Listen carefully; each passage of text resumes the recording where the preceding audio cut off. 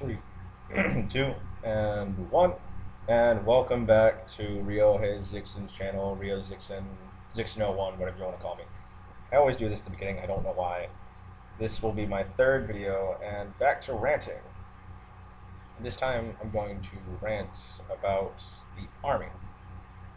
Oh, also, I don't know if you can hear my roommate in the background. Like I said, still currently abroad due to work. And that actually applies to the subject of the Army. See, because I work for the U.S. military. It's what I do, it's my job, and usually why I'm traveling around the world. A lot of people are for it, a lot of people are against it. It all kind of varies every now and then. So there's some people who are just, how do you put it? I don't want to say hippies. I guess anti-war is a better thing because they believe that they think that we should all just be able to get along. Some people believe otherwise. Some people think that we're never going to get along. That's how I believe. It's just the way it is. And to put it simply, you can't have good without evil, and you can't have positive without negative. Light or light and darkness. Yeah, you can't have one without the other. It's that contrast, and that's kind of one of the reasons we have drowning, is because we have greed, and then we have generosity. We have actually in one of the earliest instances of the war or the art of war is with religion. It's just what happens. Now, to pinpoint more down the subject of the Army, some people think of us as mindless killing machines, other people think of us as patriots doing our duty. To narrow it down, really, in my view, it's more or less people trying to get a job, people trying to earn their living. It's just another means of getting by. We all live the same way, but through different means. Some people earn it as garbage collectors, some people earn it as teachers, some people earn it for the military. Not all of us shoot guns. Not all of us can teach. Not all of us can do different tasks like pick up trash. Yeah, it seems easy, but it's not. And also, when it comes to the military, not all of us shoot guns, literally. Granted, that's what we're originally trained to do, why they have basic training for the military, but at the same time, it's not our primary job. It's more a secondary job for a lot of us in the military.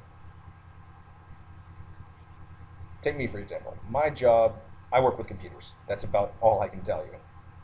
That's all I'm allowed to tell you. But I don't really shoot guns. I'm good at it, granted, but it's not my thing. It's not what I'm paid to do. I'm paid to make sure people's computers work. Kind of like an IT guy, basically. That's literally what I am. I'm like Geek Squad. So it's not all everybody thinks it's cracked up to be. You've got people who do everything under the sun, every job imaginable for the Army. It's basically like its own little economy. And with the economy, or with the basis of an economy, it has its ups and downs. You've got the people who hire up, basically similar to your more well-off, wealthy people. You have the people who are lower ranking who are similar to the people who don't have as much sway. Granted, everyone does have sway in their own similar ways. For example, you have the president who, this is more or less just describing, who is more facade and only has limited power, so you would think. And then you have the general public, which makes more decisions than you would actually expect. But then you also have the background runners, Congress, who also take over and pull the strings behind everyone's back. But back to the Army. Like I said, it's not all it's cracked up to be, and people should really look into it before they decide their views on it. Because a lot of people, like I said earlier, think we're nothing but mindless killing machines. Others think we're doing patriots doing our duty. And like I said, we're just people looking for a job and a means to survive. But some of us in the military go through a lot. Some of us don't. Some of us go through literally a living hell, our own personal nightmare every day. Granted, I'm not one of the people who goes through a personal nightmare every day. I just kind of have crap happen, and that's about it. That's all I have to deal with. Mainly someone complaining at me about something I don't know how to do, even though I told them I don't know how to do it. We we go through a lot, and it makes it harder that the people that we're trying to protect and the people that we care for turn their backs on us. To be honest, when I joined the military, my mind was not set on protecting the people of the United States. Granted, that's what it should have been, but I figured, and this is probably the wrong way of looking at it, that I wanted to protect the people who would actually care that I was doing something for them, instead of the general masses that half would hate and half wouldn't. I decided to protect my friends, what I truly cared for, and the people I know who truly cared for me. Some people come in it for the money. Some people come in to actually protect, with that's their mindset. Some people come in to protect their family. Some people try to come in just to be a hero. And all in all, once you get done, you look back on it, and sometimes you just look at it and you just think, all I did this to do was just to survive, to make sure other people could survive. And then we still get crap for it. We're not here because we want to kill people. That's not what the Army is about. For those of you out there who think that, I'm sorry, but something's wrong with you mentally. I probably shouldn't be saying that, but hell, when you've got people who are fighting to protect you, you shouldn't just judge them by the cover that they're given, or the cover that you think they're given. You should look at them and find out what they're fighting for, why they're fighting, not automatically assume they're fighting just because they want to fight.